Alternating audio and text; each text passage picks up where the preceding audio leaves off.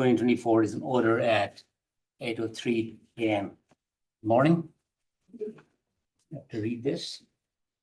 Recently, regional and local elected and appointed bodies have been subjected to destructive, racist verbal attacks by anonymous callers during virtual public comments. The city of Mountain View is fully committed to racial, religious, and cultural equality and justice as we strive to create a welcoming, safe, and inclusive community for all. This advisory body commission welcomes respectful and non-threatening public comments regarding matters over which the advisory body or commission has jurisdiction. Comments deemed otherwise pursuant to the council code of conduct and the government code may be grounds for immediately terminating a speaker's comments, period. Okay.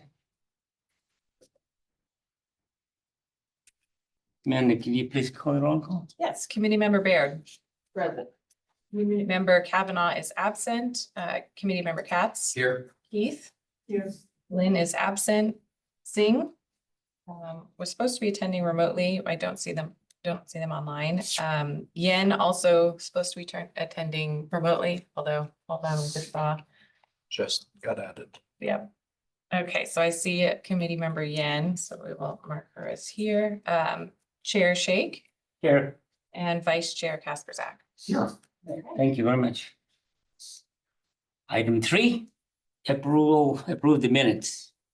The minutes for May 7th, 2024 meeting have been delivered to committee members and copies posted on the City Hall bulletin board. There are no, I'll move the minutes. Second. Oh, you go. You first.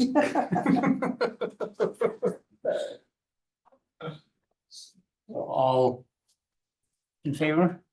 Any input, public input? Yes. Yeah, any discussion or public input? Anybody on Zoom? No? Great. Aye. Take a vote. Great. Aye. I'm abstaining because I wasn't here. Yeah.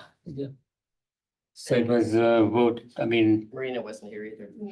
motion made was. That isn't Yes, disqualified. Peter, second by I could, yeah, sure, sounds good to me.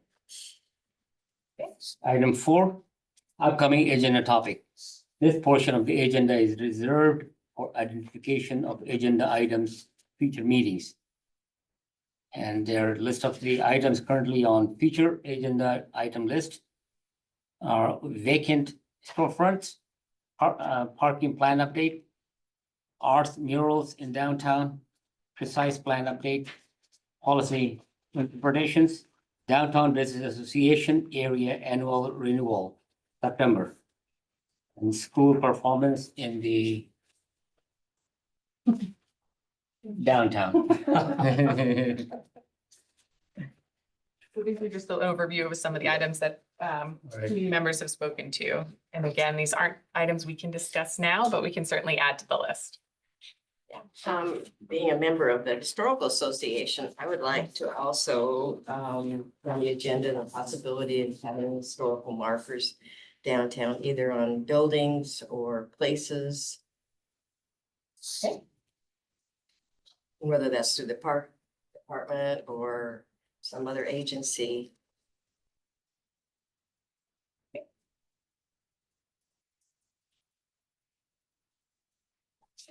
Any items? Any input from the public on that? No, nobody on Zoom? So, great, we'll move to item 5, the oral communication from the public. This portion of the meeting is reserved for the persons wishing to address the committee on any matter not on the agenda. Speakers are limited to 3 minutes. State law prohibits the committee from acting on non-agenda items. Any public comments, public input? No? Here. Item 6, unfinished business. 6.1, Downtown development update. Planning division staff will provide an update on downtown development projects.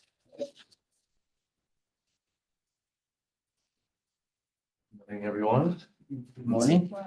Thank you. Vincent Quan, Assistant Planner, just here to give a few updates. Can you speak a little louder? Yeah, of course. Just here to give some updates for June 2024 for some development updates.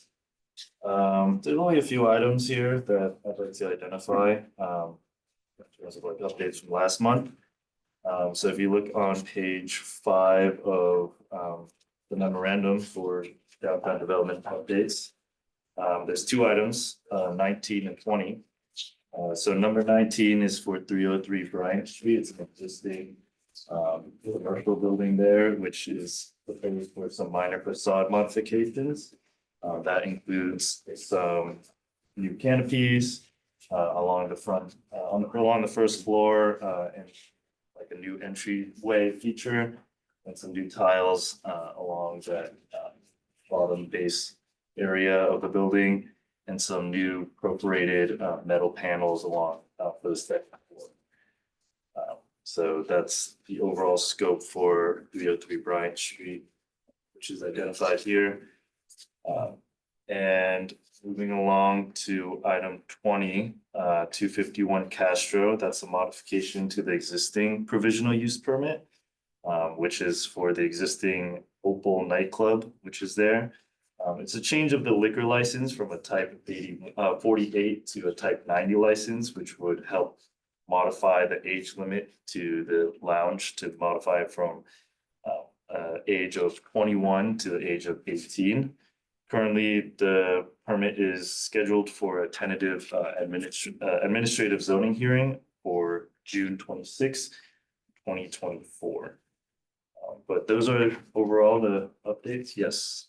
Yeah, I'm not familiar with the differences between liquor license. I didn't, because we can't drink in the state, the age 18, how does that still considered be able to serve alcohol, or they would not serve alcohol? Yeah, I believe they can't serve alcohol. They can? Cannot. Yeah. Yeah. Is there any other questions regarding any items on the memo? Any questions?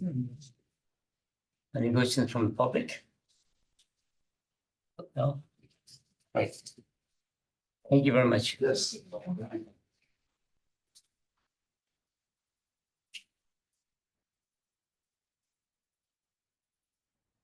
We're at item number 6.2, Yes. Castro Street update. All right. Will provide a verbal update of current efforts and activities related to Castro Street. Thank you. Sorry, I'm overly eager. I'm jumping right in. Yes. Okay, so just a couple of updates for you. I did include the downtown digest along with the agenda item. So there's some more detailed information in there, but to touch on just a couple of things. 150th anniversary parade took place in May. It was a huge success for those of you that were in attendance. I think you saw, yes. I think you saw that we had quite a crowd that came down, just families and people who maybe had never been to downtown before. I went around and did some light surveying of businesses to just see how it was for them. And universally, it was either, it was business as usual, or we saw more business. Ava's Market reported that they saw almost like 100% increase in people coming through the door. And he was like, even if they're just using the bathroom or drinking water, buying water, it's good exposure for them. So that was really great. Spoke to a couple of the coffee shops who reported a 15% increase in revenue that morning. A couple of businesses said, we had people come by saying, we had no idea you were here. We'll be back. So I think it was really great exposure for the downtown and just a really good community event. So really successful. We'll have to have them have another anniversary soon. So 150 years. Yeah, we'll have to celebrate 151. Emma, I believe there were no incidents at all. Not that I'm aware of. Yeah, I believe it went without incident. That's correct. Yeah. another really exciting thing that's happening in the downtown, I mentioned that the Cornhole League was coming to the 300 block of Castro Street and that they were accepting registrations, not resignations, registrations, and registration is full. They have a fully built out teams. There's some downtown businesses whose employees have created teams. So we're going to see that starting up on June 13th. Our community services department will be bringing out a whole bunch of, professional cornhole setups. And I think it's just going to be really great for the downtown and just a new demographic coming in and activating the streets. So plan to see that starting June 13th. And again, the reception's been really great. Concerts on the Plaza start this Friday. Is that right? Yeah, this Friday. It's the 4th. And the first band right here on the Civic Hall Plaza will be the Cheese Balls, which I heard is a great dancing band. Right. Okay. Yeah. So exciting to see that coming back. We have 4 new outdoor patio areas, so it's been kind of busy, and we've got new fences, which has allowed us to move forward with those applications. So you can see the businesses listed here. But we are over 30. I think we're rapidly approaching 35 outdoor patio areas in the downtown. These new, because I don't recognize. So Joyous Cuisine is new. They're located on the 100 block, right next to Hummus. Okay. Yeah. Vazos is the Italian place further down. Three Kingdoms. Where's Three Kingdoms They're located? right next to Asian Box, on the other side of Norton's Hummus. Question on that, how many potential areas can there be? Oh, great question. I mean, we certainly have capacity for more, and not every business has taken advantage of the opportunity to have an outdoor patio area, especially the ones on Castro. If you have a frontage, we can find space for you, even if it's a small space. But we certainly could accommodate more. Wanted to flag this for you, and there's more information in the Downtown Digest, but there is a pop-up happening in Ava's Market, which is really exciting to see. It's run by Creative Collective of Silicon Valley, which is a group of women who are women entrepreneurs who are trying to bring family-friendly, family-run businesses in a variety of sectors. And so they've launched and are doing lunch 3 days a week out of Ava's, which is really exciting to see their deli counter, Ava's Market deli counter, being activated. People are eating in the really beautiful patio area that they've set up. So exciting to see. Again, this is sort of a pop-up, so sort of temporary in nature, but kind of a new and exciting activation of a space. Yeah, they had a grand opening a little while ago. Do we have any word on how that went? No, I haven't. I did not hear how it went, but I think we've been trying to bring some extra promotion to them, and every time I walk by, there seems like there's stuff going on in there. So They're publishing the menu on their website. I think they have a website too. Yeah. And then just sort of a reminder about some of the downtown events. We touched on Music on the Plaza. Music on Castro is continuing every Wednesday. And we have Kidstock that started last month and will be continuing into this month and July. And those are the entirety of my updates. Any questions on that? Any question from public? No? Nobody? It's not a question, but more of a comment, like the Comments, last yes. weekend has been incredible as far as like, how many people were out and about, families, and it just brought to my mind, I'm sorry, I'm losing my voice. That, the core or like the line that the city's, trying to decorate the Castro Street, I think that's going to be such a hit with children. Cause I've seen like Yeah. kids jumping, like actually drawing their own little squares and stuff on the middle of the path. I think that's going to be phenomenal when actually it gets implemented, the kids are going to love that. Just to kind of follow, different colors and stuff. I bet. That's coming in the fall, is that right, John? Remembering Don's timing? Yeah. This is a significant project that can't be undertaken by staff, so it's being contracted out, so we expect to be able to get it in place in the fall. Rena just confirmed fall. Yeah. Great. Comments, we'll move forward to. Thank you very much. We had two more members join us already. Great. Thank you. We have the item 7, the new business. The 7.1, keeping Mountain View safe and prepared. His Assistant City Manager Audrey Seymour Bramberg will present an overview of a revenue master measure under consideration for building the Mountain View of tomorrow. Thank you. Thank you very Welcome. much. Amanda, do you have my presentation? Thank you so much. I'm really glad to join you this morning. It's a relatively new addition to my portfolio of things that I do for the city to be kind of the executive sponsor for all things downtown. Probably aware of all the different ways that our city organization touches downtown, from many different departments, many different functions that work together to support the things that happen downtown, be they infrastructure or entertainment and everything in between, public safety and so forth. So it's helpful to have somebody in the manager's office to kind of be able to support that collaboration, and when there are issues, to find creative solutions. So that's something that I do along with Kimberly Thomas, who you've seen at some of your meetings, who's a deputy city manager in the city manager's office. And many of us in the manager's office are kind of hitting the road over the next couple of weeks to connect with advisory bodies and neighborhood associations and business groups and all kinds of stakeholders to talk about what we're doing to prepare for the future of Mountain View. And I asked to come to this committee, and you're the first. You're the first of the advisory bodies to get this presentation. So let's see how it goes. We'll go on to the first slide, please. So Mountain View is actually known for having really sound fiscal stewardship. I've worked for 3 other cities and a county besides this one, and well before I worked for Mountain View, I lived in Mountain View, and I always knew of its reputation for being strategic and forward-thinking.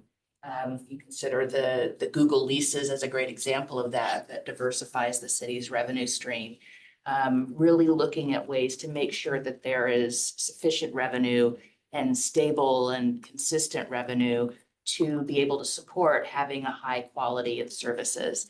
And we get recognized for that in terms of the high bond ratings that we earn, in terms of the awards that our budget and our financial statements, which is called the ACFR, the Annual Community Financial something. And that's a commitment, like that, to be able to have that balanced budget and maintain a great quality of life for the city, not just for the residents, but for the businesses that are here, the employees and visitors that they bring in. When you look ahead to the future, next slide, please. There are some both opportunities and challenges and ongoing commitments. So the state of the city's infrastructure is something that we are continually evaluating and investing in through our capital improvement program, and looking at really significant improvements that will maintain the quality of life for the community. Be they, the mundane, everyday bread and butter work of cities like filling potholes, or be they really significant capital projects like grade separation projects, community facilities like the renovated pool that will be opening up this summer, additions to our facilities like the need for some neighborhoods that don't have sufficient park access. And so always looking at these new initiatives to address community needs and really make sure that we stay on the vanguard of being a modern and effective city.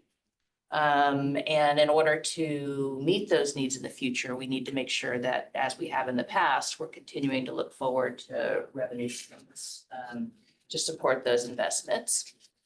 So to the next slide, looking at some of the things that we are anticipating needing to invest in the city that don't have dedicated identified funding include our public safety building and fire stations. Some of our fire stations are quite new or relatively new or recently improved, and others like station I think it's 3 and 5, the one on Rangsdorf and the one out at the MOC are, if you've ever been out to the pancake breakfast out at the fire station at MOC, you've kind of seen that's a very old facility. I've talked about grade separations. We've got 2 projects planned for Castro and Rangsdorf, and just like all kinds of development, the costs for both the public safety building and the grade separations has really gone up significantly in the time that it's been going through the planning process. And we have identified federal funding and state funding. The state funding is now in jeopardy for the grade separations. Part of the budget balancing efforts that the governor has put forward is to cut not just future grade separation allocations, but the grant awards that were already made, including the grant award to the city of Mountain View. And we're doing all kinds of things. We have a legislative advocacy program, and we're working with our state senator to develop and collaboratively with the other cities in the Bay Area that have already received those awards, like Palo Alto and Burlingame, to really try to find some creative solutions to keep that funding stream available. Affordable housing is top of every list when you talk to the community about issues that are important to our well-being and that the city needs to address. And we have a pipeline of identified projects that have multiple funding sources that support them, but these kinds of projects are very expensive to make happen, and the city does provide funding support, and the unmet need for funding for our affordable housing pipeline is $50 million. A very rough estimate of 30+ million if we look at trying to reach the target goal of how many acres of park per 100,000 population or 1,000 population. Some areas have that need really well met, while others do not. And then climate change. We have very, very fortunate in Mountain View to have a chief sustainability and resiliency officer. I don't know if you've all met Danielle Lee, and a full staff team that's working on a resiliency and carbon neutrality plan the scope of which will come to council in the fall. To really look at the strategies to help the city achieve carbon neutrality. The current goal is by 2045, and as the climate has continued to change, the runway to have mitigations to make a change and turn that around is becoming much shorter. So we're looking at the possibility of moving the carbon neutrality goal up to 2035. So those are some of the sooner. Yeah. So I wanted to touch on a couple of the bubbles that you saw on that last slide. For the public safety Mountain View of Tomorrow, the Public Safety Administration building is almost 45 years old. It was built in 1980 and has not had any significant improvements. And it's actually quite difficult to improve given the way that it's structured with the concrete block and kind of the ceiling and roof structure and the complexity of that, and the skylights. And it was designed in a time that was prior to current seismic safety standards being in place, especially for that kind of structure, because it serves not only as the place where all of our police officers and our admin for both police and fire operate out of. It's also where our emergency operations center is in the basement and where our 911 dispatch center is also in the basement. And so it's very important that our emergency response capabilities are not rendered ineffective in the event of an earthquake emergency. And it's not just earthquakes. The recent really big storm events that we've seen have brought water into those basement levels of the admin building. And then I've already mentioned that we've got a couple of really old fire stations. So moving on to another example of safety. Safety isn't just about police and fire. It's also about how cars, pedestrians, and bikes can safely travel around and through the city. We have, if you watched the council meeting this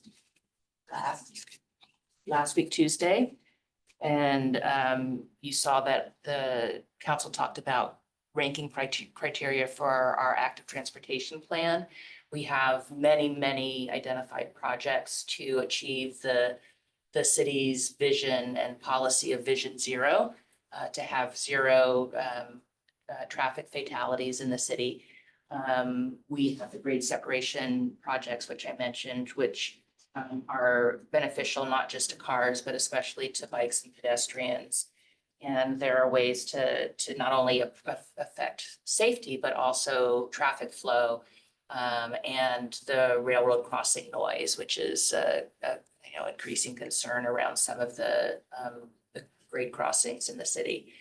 And then we have our Safe Routes to School program that we do in collaboration with the school districts. That are some other examples of things the city works on and invests in for pedestrian cyclist safety. And all of those things take money. And I think this probably you're a more informed group than some we might come to see. You might think, oh, well, the city gets all this tax money. Surely that's enough to pay for the things that the community wants and needs. And because of the way that property and sales taxes are allocated, we actually are just one of many different agencies and jurisdictions that are funded through property taxes. We get 16 cents on the dollar for each dollar in property tax that's paid. And we get 1 cent on the dollar for each dollar that's spent on sales tax.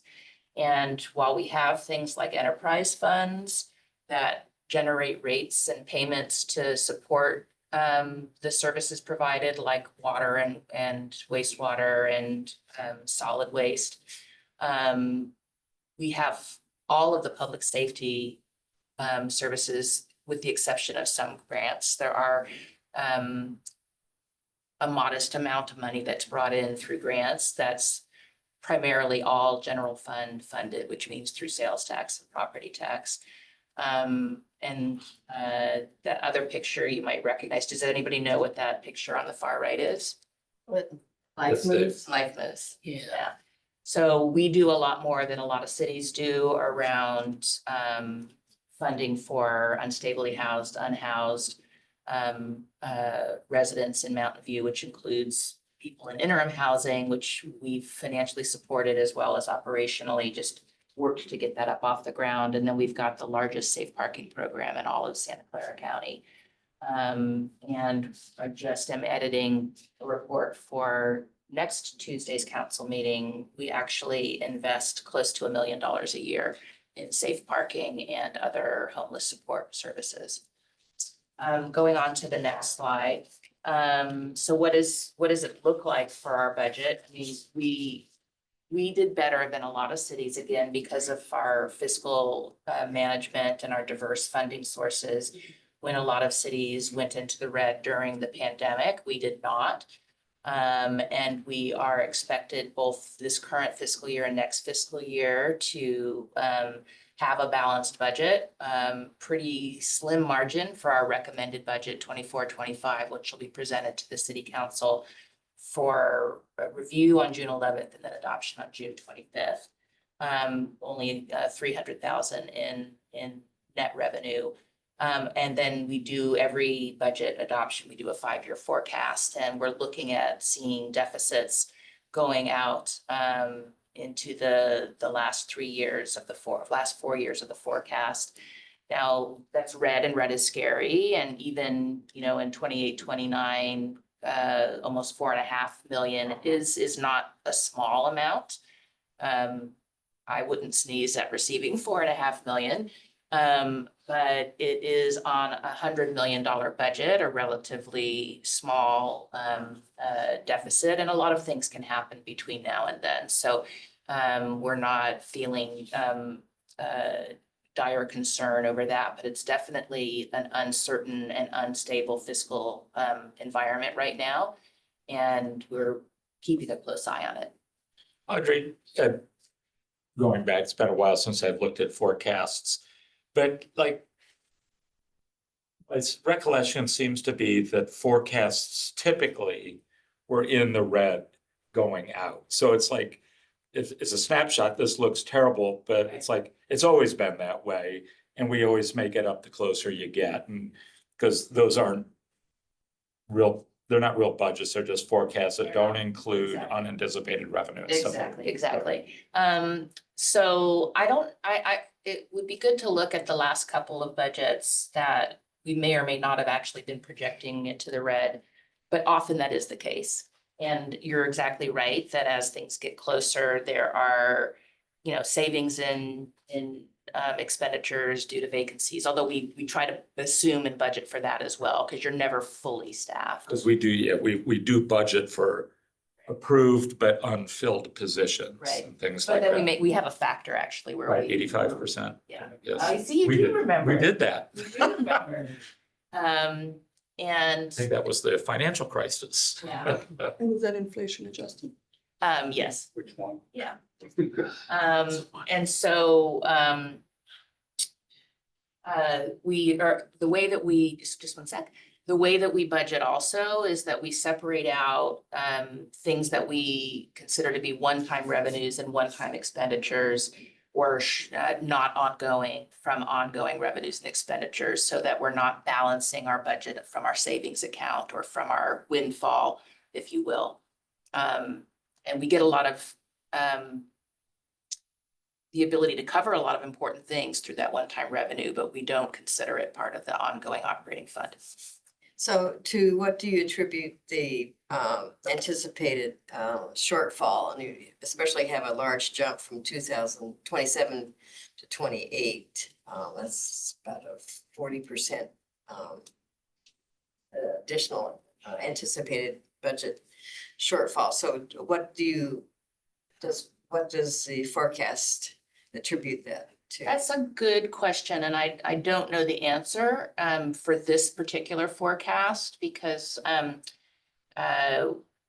we've had a shift in responsibilities for myself and Aaron, the other assistant city manager, and he now oversees the finance and internal functions, and I've got library and community services and sustainability and some of the more outward facing things.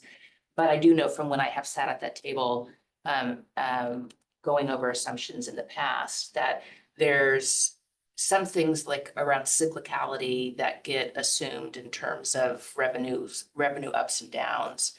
And then PERS rates, the public employee retirement system rates that's a big cost center that has some predictable cycles that you can look at. But I'd be happy to get more information so I can give a more specific answer if And you'd then like. the other question I was going to have, and you sort of alluded to that. So how does funding retirement affect these numbers as well? Because every municipality is way underfunded as far as. That's the PERS part that she just Yeah, mentioned. anyway, Yeah, we are I know the not- city's we're trying not- to whittle that down and. Yeah, last time I looked, I think we were 77% funded, so we tend to be better funded than some entities. That's another great opportunity with one-time resources, is we do some prepayment Yeah, I know. of that long-term liability, which helps to bring it down. Moving the goal line. The goal line does move for sure. PERS continues to adjust, life expectancy, rate of return assumptions. methodologies for how it smooths out the ups and downs. Well, there's no downs, the ups in the expenses over time. Those are very good questions. I'm happy to come back with both our PERS. I'd just be level. curious, because I remember sitting in one of the city forecasts 7, 8 years ago, and I don't remember what the percentage was, but I know that Dan Rich was definitely trying to. Yes. Yep. Yep. Okay, moving on to the next slide. So we've got this forecast with our existing revenue sources, and we've got these needs that are that don't have dedicated or identified funding streams. And so the city did begin talking actually 2 years ago about the potential for a revenue measure, or even more than 2 years ago, because I remember Peter talking to you when we were looking at the potential for a transient occupancy tax. 4 years ago. That was about the beginning. How long have you been at the chamber? 4.5. Yeah, so it's about the beginning of your Yeah. time. And we were also talking about how to work with our hotels to try to offer lodging for people in our response crews and who tested positive. And there was nobody else staying in the hotels. So we were really aware of the big impact on hotels from the COVID pandemic. And the decision was made at that time to not go forward with the TOT because of the desire not to add burden to the struggling hotel businesses. But it stayed something on the council's radar, and they made it one of their strategic work plan projects to explore a revenue measure for 2024. And that is not something that the city does that frequently, which is what this slide shows. That the property transfer tax, which you'll hear in a minute, and you've probably already heard because it went to council on May 14th, is the tax that we're looking to increase. That was first adopted 50 years ago. And there's only been 3 times since then that there have been voter approved or that we've even gone out. I don't think we've gone out and had something not succeed. I don't know, you might know that better than me, Mike, with your history of the city. Just funding the library. Was there a bond measure that didn't succeed? Yeah. Okay. So what did succeed was the transient occupancy tax being increased from 8 to 10. Most cities are at 12 or above, so our TOT is quite low. Then there was a modernization of the utility user tax, and that maintained the 3% rate. And then within my time here with the city, which started in 2016, we changed the structure for the business license tax to being a per employee tax. There was also a cannabis tax passed at that time. And that did not wind up, generating the revenue that might have been expected, because the policy for the council in terms of how cannabis, there are no retail cannabis stores in the city. There are only dispensary businesses, and it's very much limited to location and number of those businesses in the city. Question, has that tax per employee tax on businesses made a dent? Or It was definitely helpful and is definitely helpful. It was a general tax, but it had a resolution that the council passed in terms of how it was to be used, and 80% of that was for transportation. And so things like the community shuttle, which Google originally has funded, but gave us kind of a time horizon to discontinue their funding so that we can have a funding stream to pick that up. It's 10% for affordable housing and then 10% for general fund. What I would say though about that, because it is per employee based, as there are layoffs and other changes to the presence of large business employees in the city, that revenue has gone down. Okay, going to the next slide. So often a question is like, okay, so you're talking about what you want to spend money on, you're talking about what the limitations are for your revenues. Also, there's an important question of what about expenses? Obviously, expenses do go up over time with inflation. The I think over two-thirds of our costs in the general fund are personnel costs, because that's how services get delivered, is through employees. And that's one of the easiest, most controllable costs that that the city can adjust. And oftentimes you will hear that in really tough budget times, how hiring freezes are put into place, vacant positions get cut, or even filled positions get cut. And so you can see there were some times over the past 23 years where the number of full-time and permanent part-time employees did go down in the city.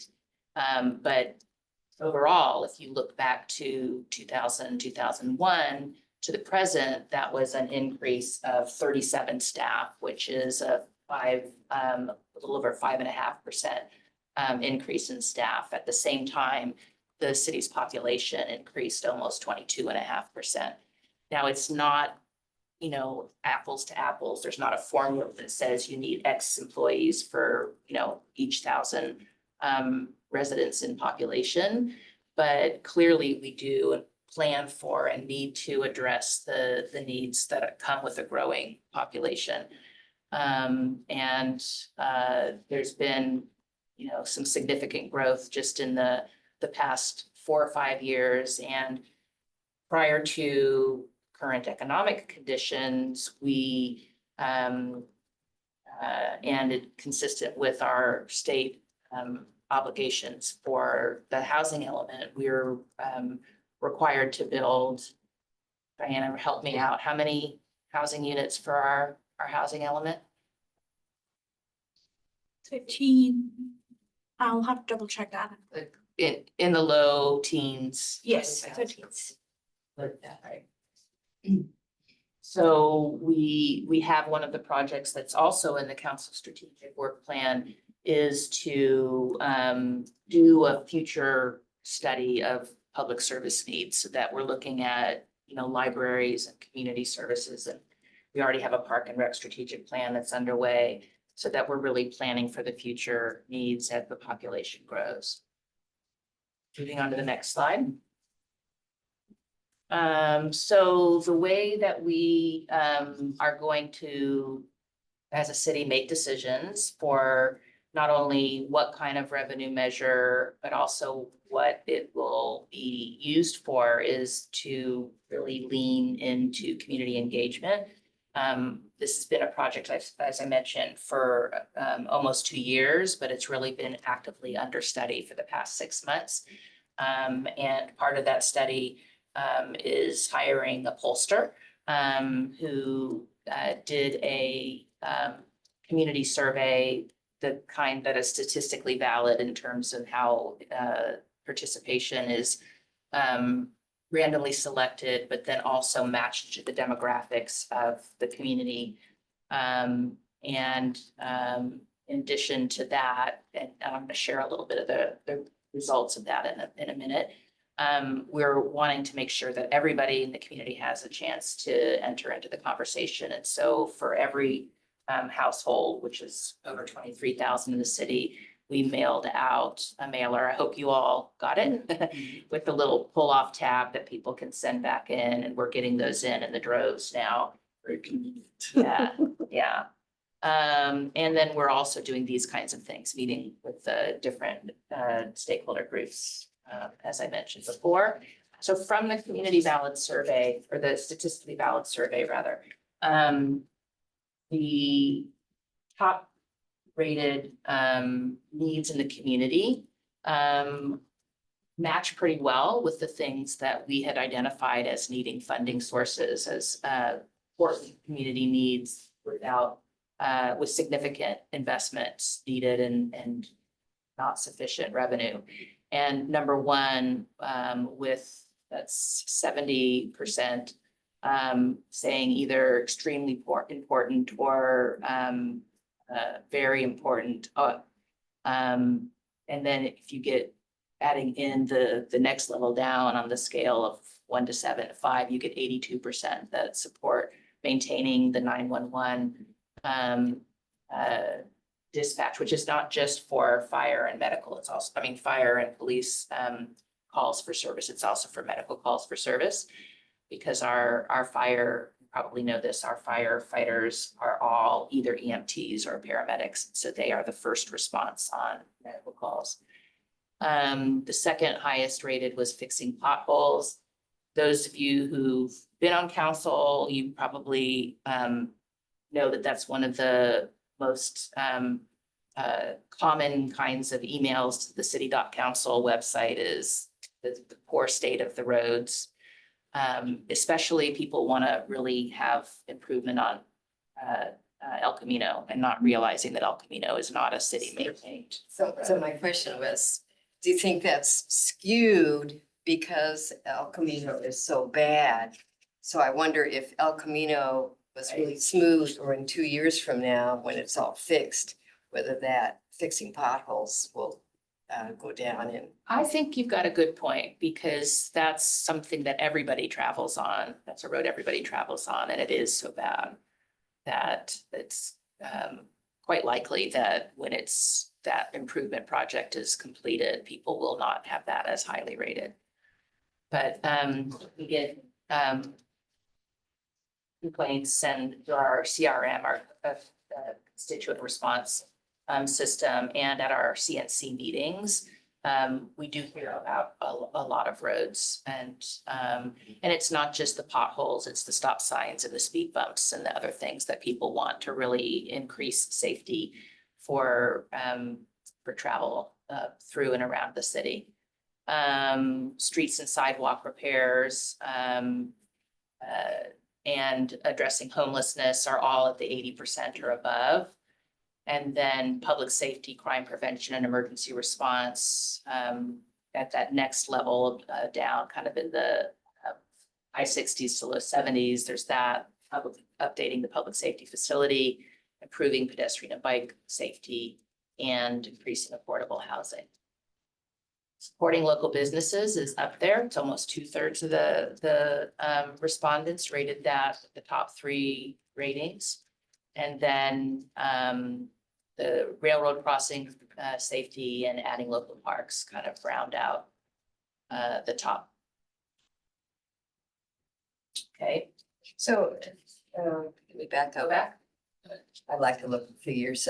If you, if you look at increasing affordable housing, that's actually the number 4 priority in terms of those who evaluated extremely important. Do you also sort this by the topics that are deemed extremely important? In other words, is there additional weighing of different topics based on what is considered to be the most important? I think we do look to the total. And you raise a good point, though, that if you compare affordable housing to, say, repairing streets and sidewalks, there's a pretty significant, or not, terribly significant, but a difference of 6%. And we know that this is important to people. It just continues to be one of the top things that we always hear. We also know that there is a regional affordable housing bond measure that will be coming to the voters. And so we're actively supporting that and looking to that as a funding source for projects and needs in Mountain View. So 2 things strike me from a business perspective on this. And one is that supporting local businesses is a very broad and vague term, whereas fixing potholes is very definitive. And so I'm wondering how that might impact some of the votes. So for example, if they knew that these 3 businesses that you know and love on Castro Street will go under if they aren't supported some way, would that change the sentiment some way? The second thing that's interesting, and this is true not just for Mountain View, but Sunnyvale, Cupertino, all the other cities, is that, we're a very transient population. So, 80% of our residents don't work here. And so, this is kind of like, in some ways, it's a nighttime and weekend snapshot. It's not a daytime snapshot. And so how can we, take a poll that takes that into account? Yeah, interesting.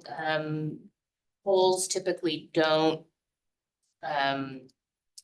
seek for the statistical surveys, the input of those who don't vote on the measure, because what you're trying to do is determine what the voters will pass.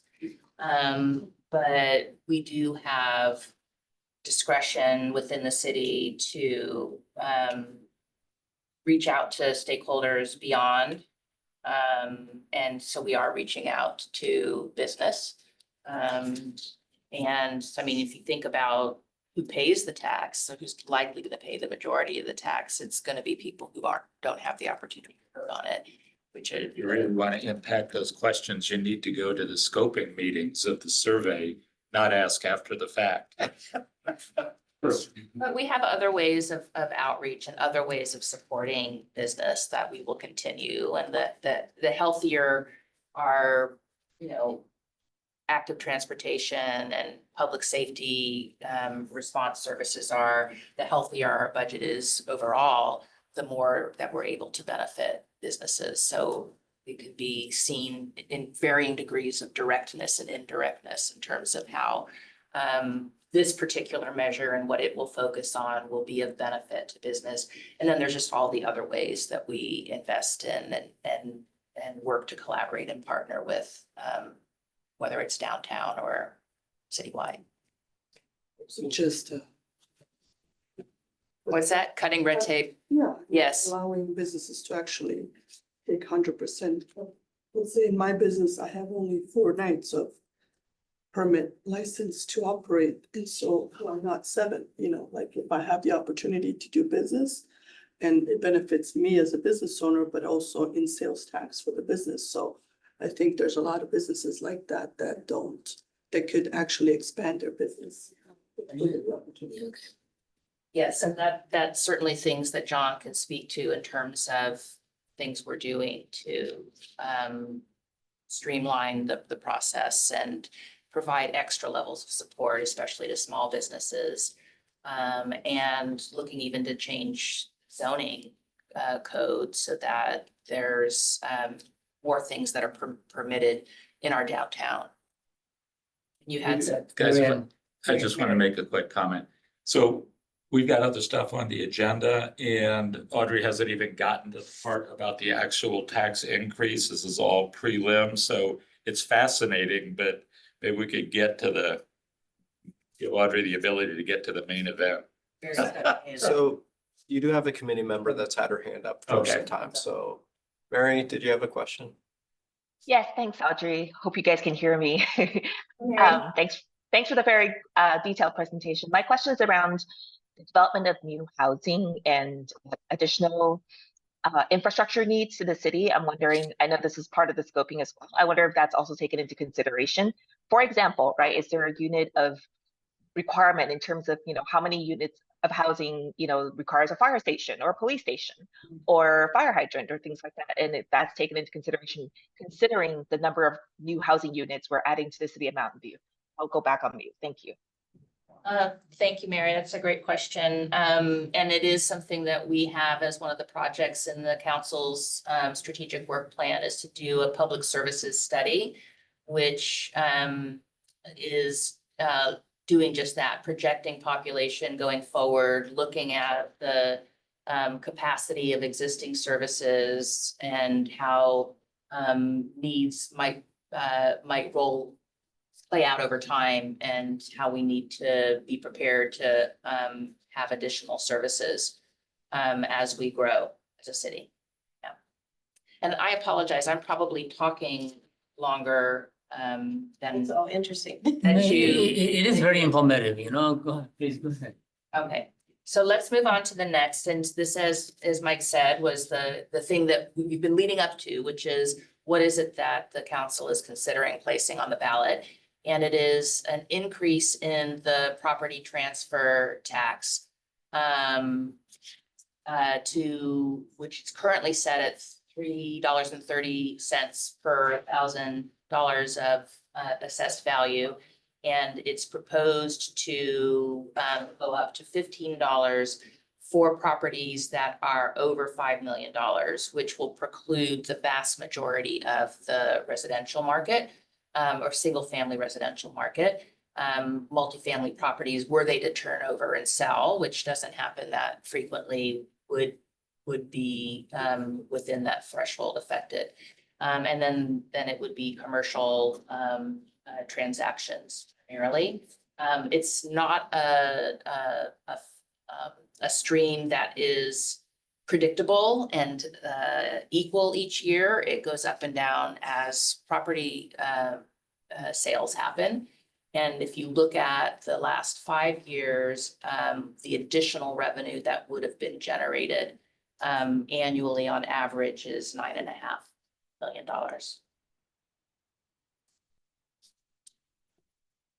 Since, question, real quick question. Every year housing goes up, and we always say, how can it go any higher? And it does. I hope that we don't get to the point where we have a lot of $5 million homes. Is there any way to protect residentials? That's the same conversation that the council had when this came to them on May 14th. And the two different things that they talked about at that time were either having an escalator so that that threshold would go up over time, or to increase it in what goes on the ballot to begin with. And I think both of those things are things that the council will consider as they are making their final decision on June 25th. But to your point, the next slide actually gives you a sense of how common it is now to have a home sale at over 5 million. And there have been 8 in the past 5 years. Some years, none, as many as 3 in a year. And the majority, as I mentioned, of the transactions that are above that amount are commercial, and there were 75 of those. And that was transactions in the amount of total 3.3 billion. Not in revenue, not in the tax revenue, but in the sales. Sales. Yeah. But is this a permanent tax? It's not set to, yeah, we're not looking at it as something that would sunset. It would be ongoing. And that's it. The mailer, I don't remember if we have a deadline on that. Obviously, we're gonna want to have it cut off in time to collate the responses and present those when this comes to council on the 25th. This would be on the ballot for this fall. It would be for placing on the ballot for fall 24. Yeah. Okay. More questions, comments? Go ahead. No, I was gonna ask for Yeah, questions. Any comments, questions, any public? Looks like Mary had her hand up. Mary? You have any comments, Mary? No, sorry, something happened to my headset, so my apologies. Great. We're getting to have a tour of your house, or is that a background that you put up? No, this is actually the school library where I'm working. School library. Oh, okay. So, no, it's a nice one, and I'm here till this is my last week as a librarian, but that's why.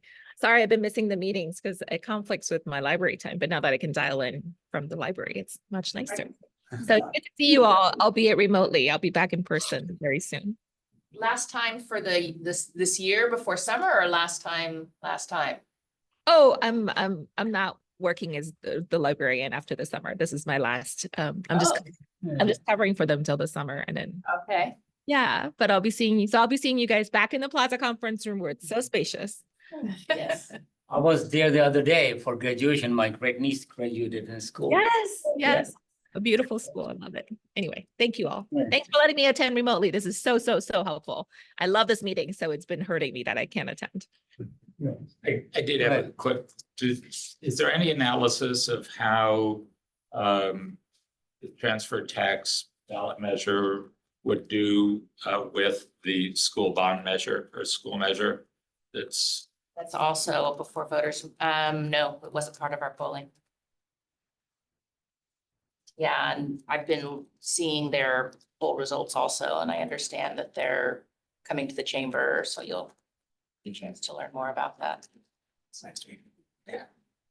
Yeah, and we're coming to the chamber too. Yeah. But Audrey, I think, I'm so glad you came to us first because this is the best advisory body in this city, you know? Best, you know?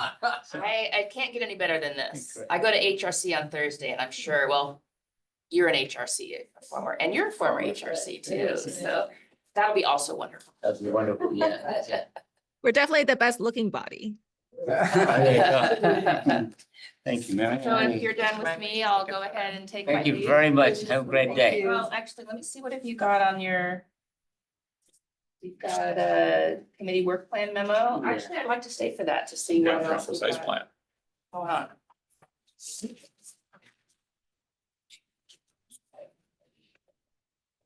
Right, so we will move to item number 7.2, minor amendments to the downtown precise plan. And this attachment, the economic development and planning staff will provide an overview, proposed amendment to permitted use in area E, D, H, I, and J of the downtown precise plan. Great, thank you. Amanda Rotella, Economic Development Strategist. I'm here in collaboration with planning staff, Diana Petroli, who is acting Advanced Planning Manager. Thank you. So we've teed this up a little bit for you, but want to just go through a quick presentation, which is sort of overview of what is in the memo in your packet. Since this is Diana's area, I'll let her give you some background on the precise plan and sort of where we are with the larger update. Sure. As most of you are aware, we did our downtown precise plan many moons ago, 1988. It is primarily consists of 10 sub areas from A to J, as you can see on the map right there. We have done various small updates to the precise plan over the years, but one of the last one that we did was the phase 1 precise plan update, which was concluded after a 2 years effort in 2022, and that only focused on area A, H, and G, more along Evelyn, and H is in the center. And then this is a council priority work item for doing the phase 2 of the precise plan update, which is actually going to be a comprehensive update, bring the whole plan onto the table and see what the city's vision is for the area. How do we bring it up to today's day and age and for our future as well? So that is going to happen. We just started working on that. We got some initial direction from the city council at November 7th, 2023 meeting last year. And city council actually authorized the professional services agreement to start the comprehensive update, but it's going to take 3 years. And looking at, what the impacts to all our local businesses have been in our downtown after the pandemic, we really heard loud and clear from our community, our businesses, our city council members, and other decision makers as well, like yourselves, that we need to do something quick and rapid to at least, help the businesses a little bit to make our downtown a more attractive place. So that's what we're going to present today. This is our quick fix effort to see what can be done in a shorter period of time. Because we can't wait for 3 years for the comprehensive update to happen. And a little more sort of background and context. So as you know, our economic vitality strategy passed just a couple months ago here in April. And one of the 5 goals was focused specifically on downtown and includes, a variety of strategies and actions focused on supporting downtown businesses. But two specific action items that sort of relate to this update were around supporting restaurants and, retaining restaurants and facilitating greater restaurant investment. And then an action item around flexible zoning, which would support sort of innovative sectors being able to set up shop in downtown and allow the city to be really responsive to changing market trends. And the other conversation we've been having both at our committee level and council level and community level has been around vacancy and concerns around the number of vacancies in the downtown. Really has become a top priority. And as detailed in here, we're looking, current numbers set us at about 20 ground floor vacancies on Castro. These aren't including ones that appear vacant, but have tenants that are working through the permitting process. So really truly vacant. And how can we, again, have that flexible zoning or be really strategic about our permitting processes to further facilitate filling those vacancies. So two additional items that are sort of informing this update. And really, as we think about our goals, and Diana spoke to this as well, what we're trying to address with this sort of strategic amendments is really around positioning Mountain View to be responsive to the changes in sort of market trends and really be able to take advantage of opportunities that are coming up and to take advantage of those opportunities that really complement our existing mix of businesses in the downtown. So both opportunities for new businesses, support for existing businesses. And then, as we've all been continuing to work through, reducing barriers, ensuring consistency for our downtown businesses and, businesses that are located in Mountain View as a whole. We've seen this with some of the website that the planning department just stood up around trying to get more information, reduce barriers, and really try and improve our permitting processes and regulatory processes to support businesses. So to jump in a little bit about the proposed amendments, so it's sort of three little buckets here. First is around restaurant uses. So at the moment, and as detailed in the packet, I'm just going to bump back here. There are some inconsistencies with how restaurants are permitted in the downtown. So for example, a restaurant that is located in area D would be principally permitted, but just across the street in across California Street and H, a restaurant would require a provisional use permit. So one of the goals of the amendment is to kind of bring some consistency in the entire subzones that are located right across Castro. So to go back to the amendment, allowing restaurant use to include serving of alcohol beverages clearly ancillary to food service, which essentially means sort of isn't the primary use in areas E and H. And so that would bring us to sort of H, D, E, I, and J. All of them would have restaurants as a principally permitted use. So bringing that whole corridor there in line. The second is, as we've spoken to, and we'll get into later in the slide deck, is introducing sort of indoor recreation and fitness centers. And as defined in the memo, it can be anything from, a gym to a Pilates center to an axe throwing or mini golf or, Tipsy Putt has been one that we visited in Sunnyvale recently. Escape rooms all kind of fall within this indoor recreation and fitness center uses. And again, introducing this kind of two parts, either with or without the serving of beer and wine. And then what fitness centers and recreation and fitness centers that serve alcohol. And so having one being introduced as a principally permitted use along that corridor that we discussed right along Castro Street. And then if wanting to serve sort of additional alcohol requiring provisional use.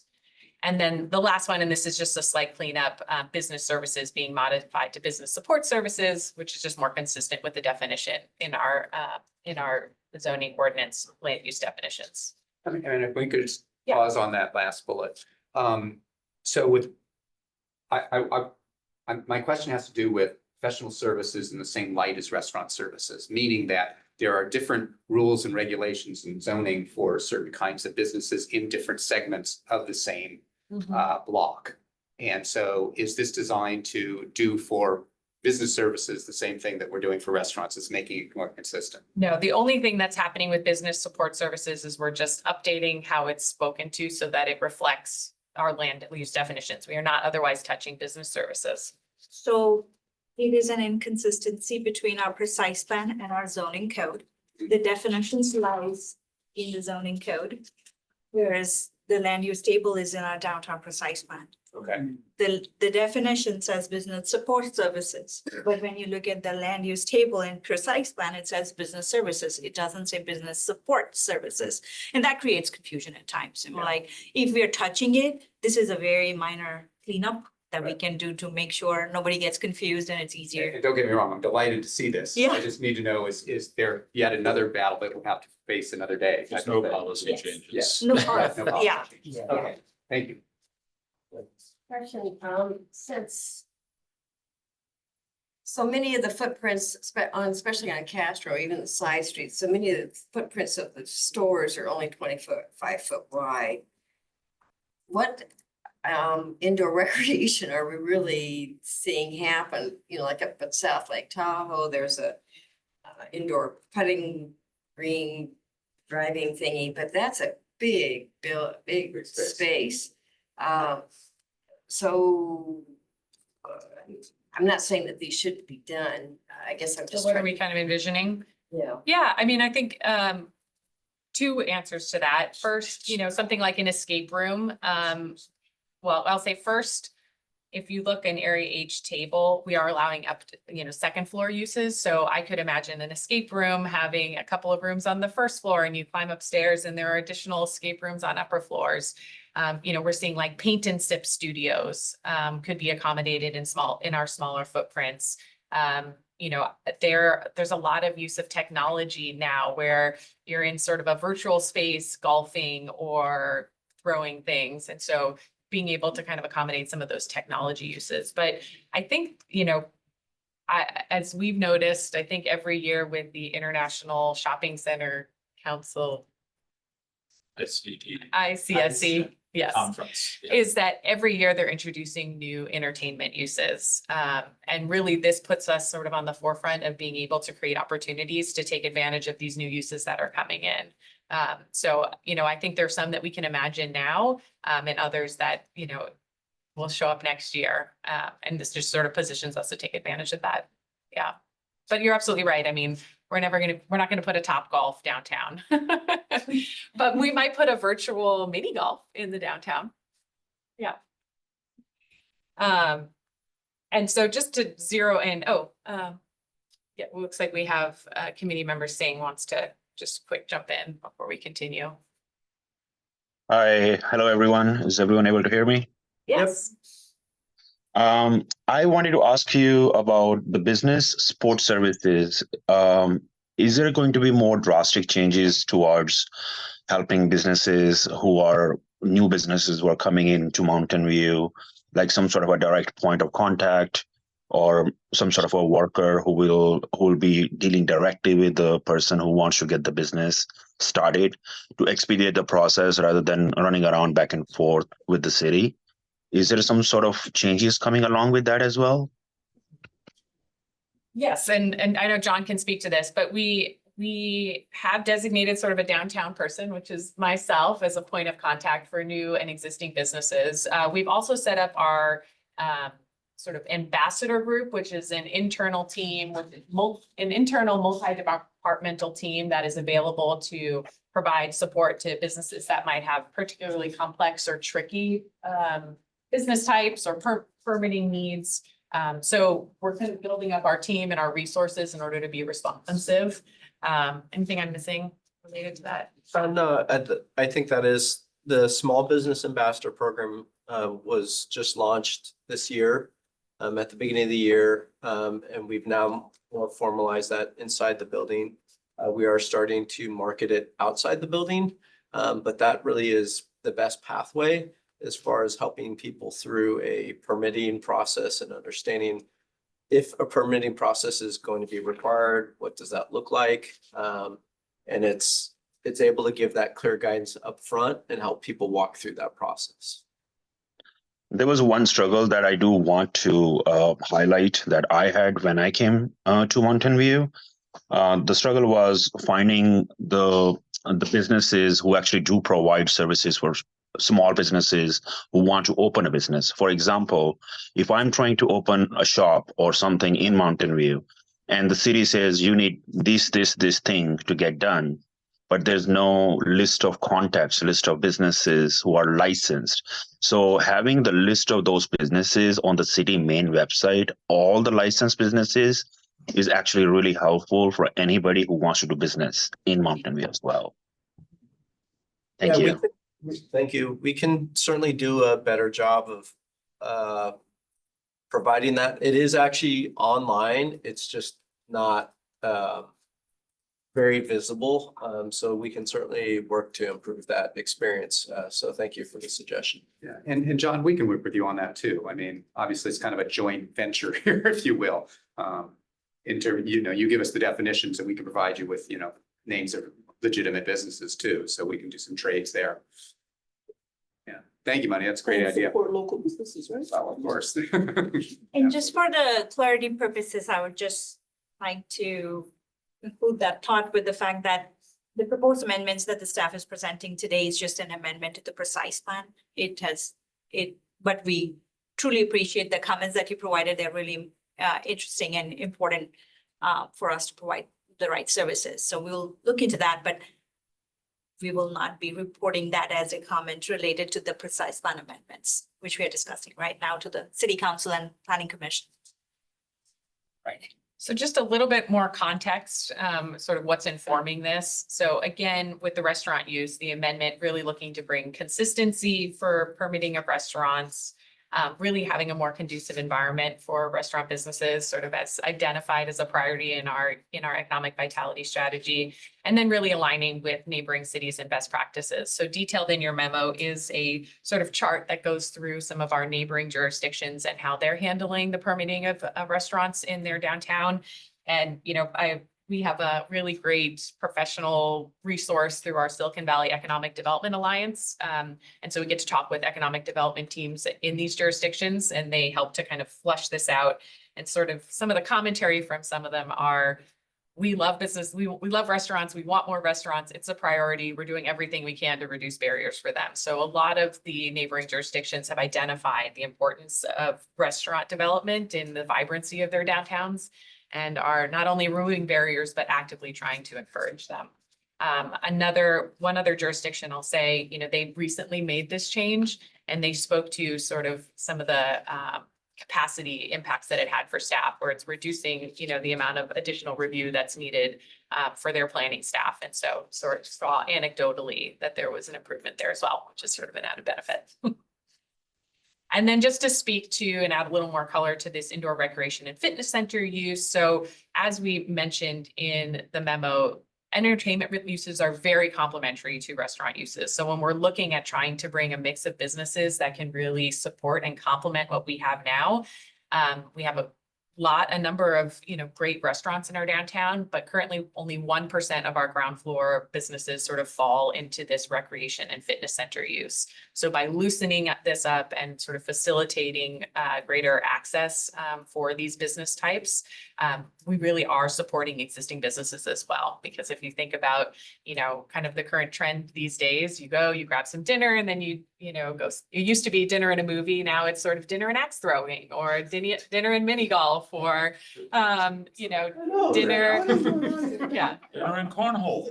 Dinner and cornhole, that really there is this shift in the retail market and sort of the consumer demand around having more experiential, more entertainment, more active uses. And so again, being really responsive to that trend, but also really encouraging business types that will complement what we have now.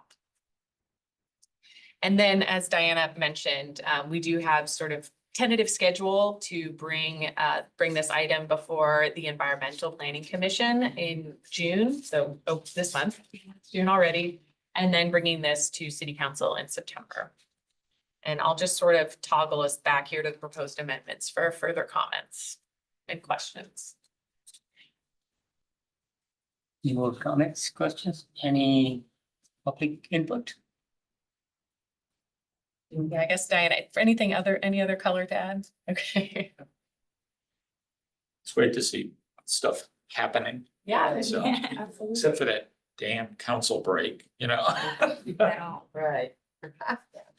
But I will say, you know, this came up, this has been something we've been discussing for a while. It came up again during the economic vitality strategy meeting. And, you know, I really think staff has been very responsive and able to kind of move this forward pretty quickly, which is great to see. Thank you for that. Thank you. Thank you very much. Thank you, Diana.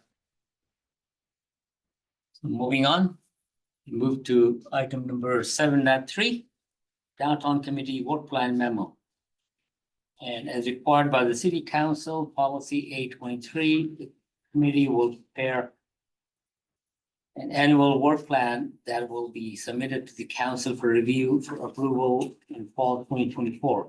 A draft downtown committee work plan for fiscal year 2024-25 was discussed at the May 7, 2024 downtown committee meeting, and the returns today for adoption.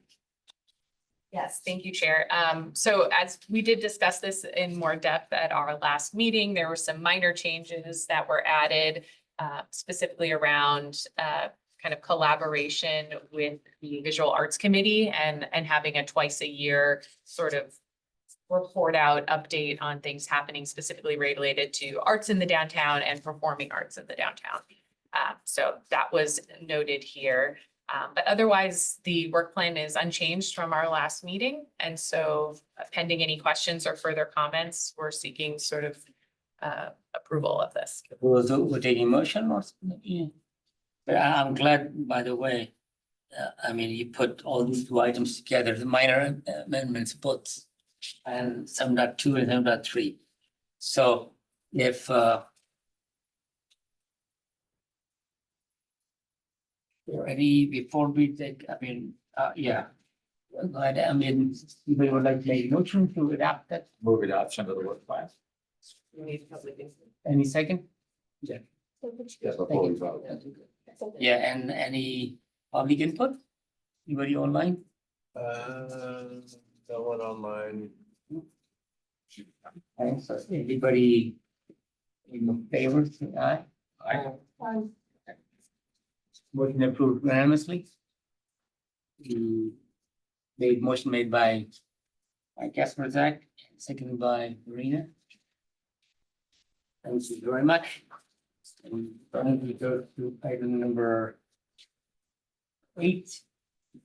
Commission staff comments, questions, and committee reports. No action will be taken on any questions raised by the committee at this time. So if I could jump in with just sort of a staff comment, we are required to take a photo. And so would ask that after we adjourn, if we could keep our remote attendees on the Zoom and if you would all stay for just a quick photo so that we could kind of check that off of our to-do list. Just said something. Yes, you should have been advised ahead of Right. time. All look wonderful. So I have a couple of comments. I don't know if anybody saw, this is from Monday, April 22nd. This is the Palo Alto Daily Post. Aileen, California Avenue. I've lived in Palo Alto for over 50 years, the last 27 in College Terrace. So I've witnessed the life and now near death of California Avenue for a long time, far more than many of the hapless Palo Alto City Council members over the decades. I can't fathom blah, blah, blah, blah. Anyway, now they want to spend more money on a consultant to figure out what to do when it's obvious. Just go next door to Mountain View and visit Castro Street. Woo! Is that by Don Letcher? No, it's Stephen Peeps from Palo Alto. Anyway, so I don't know if you want to. Yeah, send it over here. I will take that for sure. We're gonna pin that up in Kinda like someone's office. And then I have one more comment. So May 26th, I did a walking tour. We had 16 people participating. April 23rd or whatever day it was, we had 15 people participating. And so we're getting more and more people each month and they're great fun. So any case, it's ideally someday would be nice if we could have something on the city's website about a self-directed walking tour. But in any case, people really enjoy learning about downtown, learning about the history of the city. It's Steve's walking. And talk about technology. And Emily, do you have one coming up? Yes, the next one will be the last Sunday of this month, which is the 23rd or something like that. Yeah. I'm thinking the digest. Yeah. Yeah, And, and And then we'll be doing one, whatever the last Sunday of July. maybe City Hall connection. connection too. Is, so the 23rd or the 30th? The The last, fourth, I'll send you an email. It's the fourth, okay, so the 23rd. fourth Sunday. Okay, the depth with the digest and the That'll be good. connection. And I owe you feedback on the digest, which I will. And I have some more added. Okay, Okay. So a couple of announcements. Audrey alluded to the fact that the chamber is sponsoring 2 public forums on the upcoming tax conversations. One is on the parcel tax, and that is this Thursday. Yes, this Thursday, June 6th at noon. It will be virtual. And Allende Rudolph will be presenting that. And then on June 12th, our normal BIP meeting, Arn will be presenting on, I think, pretty much the presentation we just saw. Yeah. And then on June 12th, also in the afternoon, late afternoon, is the Taste of Mountain View. Which After an arduous meeting on the parcel tax. Well, we'll all need, Or on we'll all the, need food on and drink, transfer so tax. all come to Taste of Mountain View, absolutely. And then the other thing that the chamber and the city are jointly putting on is the Tech Showcase in July 24th and 25th. So. I had a quick question on the thing that's going to the CTC tonight. If they approve that, will that get to the council before the summer break, or will that be? It'll have to go. Yeah. We can't. Not enough time. One comment, just a second, with what Pamela was saying about comments on the needs. But I mean, if you play the cornhole on 2 different blocks on the Castro, a lot of time I played, and then there's a little table and chairs, and you sit on it and just resting it, or just and listen to. I mean, you can't stop listening to like the people making comments. They're visiting, they're seeing it. Fantastic comments they make. You try to listen to it, into what they're saying. That, oh, they compare us with the other cities, and even they go out as far as comparing to different blocks. Oh, that block has this and all that. So it's pretty fascinating if you try to do that. You know, it's pretty heartwarming and to listen to that. I thought you were gonna say this, well, that cornhole's easier than that cornhole. Yeah, they do that too. Yeah. That was great. But that's lovely to hear. These bags are heavier. Money, you have your hand raised. Did you have a comment under item 8? Yes, I do wanted to bring some attention related to EV chargers on Bryant and California in the parking structure. Previously, there were charge point chargers, which was offering convenient 20 to 25 mile per hour charge to users. And I don't know when this new PowerFlex chargers came up, and they actually require a user to download the app. The user cannot really charge without downloading the app. There's the less signal over there in the parking structure. So my advice is PowerFlex is not a best choice for the community. I do recommend considering a company from top 10 providers such as EVGO, Electrify America, or ChargePoint. They are more user-friendly options. They allow credit card to use in order to charge the car if the user is not able to download the application, because it's so complicated. You have to download the app first, then you have to create an account. All of that step is going to demotivate people to even come to downtown. This is one minor thing, but it's a very big thing. We have to look at, for example, Santana Row. That's such a great example where they have fast chargers available. They have 2 Tesla charger stations in Santana Row, one on the top of the parking structure and one at the ground floor. They have 2 different types of EV charger companies. which provides a decent speed, 20 to 25 miles per hour, and they're easy to sign up as well. So those were some suggestions that I wanted to throw it your way, so which can be addressed for future. This is going to help bring more people to downtown and charge their cars and go and spend money in the neighboring areas. Thank you. Thank you. Okay, thank you, Manny. So there's no comment, no public input. So thank you very much, everyone, and especially to our staff for their amazing hard work. Thank you. And no meeting in July and August. And next meeting will be September 3rd, Tuesday. It's great. Have a great summer. And a picture. And Then I gotta The run. meeting is adjourned at 9.